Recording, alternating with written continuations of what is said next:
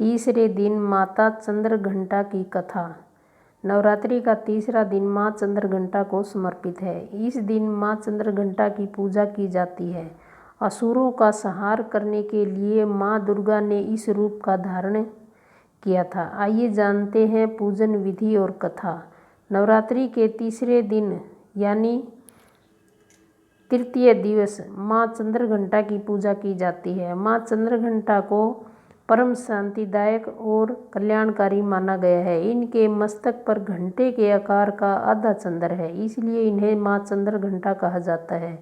अन्य विशेषताओं की बात करें तो इनके शरीर का रंग स्वर्ण के समान है। माँ चंद्रघंटा देवी के 10 हाथ हैं। इनके हाथों में अस्त्र शस्त्र विभूषित हैं। इनकी सवारी सिंह है।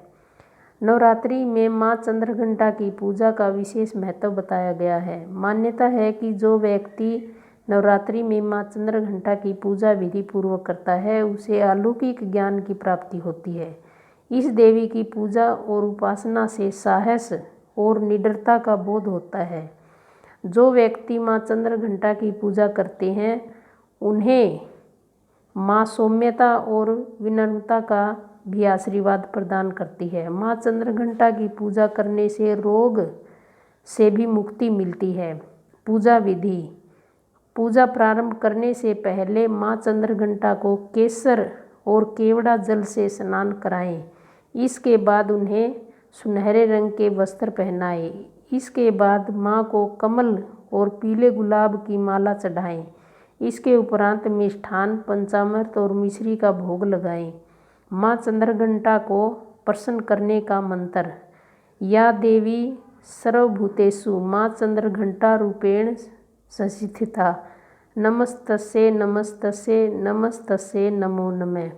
माँ चंद्रघंटा की कथा।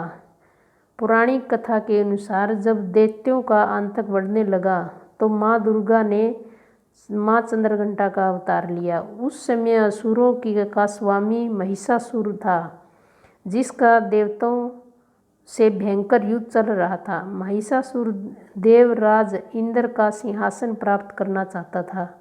उसकी प्रबल इच्छा स्वर्गलोक पर राज करने की थी। उसकी इस इच्छा को जानकर सभी देवता परेशान हो गए और इस समस्या से निकलने का उपाय जानने के लिए भगवान ब्रह्मा, विष्णु और महेश के सामने उपस्थित हुए। देवताओं की बात को गंभीरता से सुनने के बाद तीनों को ही क्रोध आया। क्रोध के कारण तीनों के मुख से जो ऊर्जा उत्पन्न हुई उससे एक देवी अवतरित हुई, जिन्हें भगवान शंकर ने अपना त्रिशूल और भगवान विष्णु ने चक्र प्रदान किया। इसी प्रकार अन्य देवताओं ने भी माता के हाथों में अपने अस्त्र सौंप दिए। देवराज इंद्र ने देवी को एक घंटा दिया। सूर्य के ने अपना तेज और तलवार दी। सवारी के लिए सिंह प्रदान किया। इसके बाद माँ चंद्रघंटा महिषासुर के पास पहुंची। माँ का ये रूप देखकर महिषासुर को यह आभास हो गया कि उसका काल आ गया है। महिषासुर ने माँ पर हमला बोल दिया। इसके बाद देवताओं और असुरों ने भयंकर युद्ध छिड़ गया। माँ चंद्रघंटा ने महिषासुर का संहार किया। इस प्रकार माँ ने देवताओं की रक्षा की। अगर वीडियो अच्छी लगे तो लाइक करें, शेयर करें, सब्सक्राइब करें ताकि वीडियो की नोटिफिकेशन सबसे पहले आप तक पहुँचे। Thank you.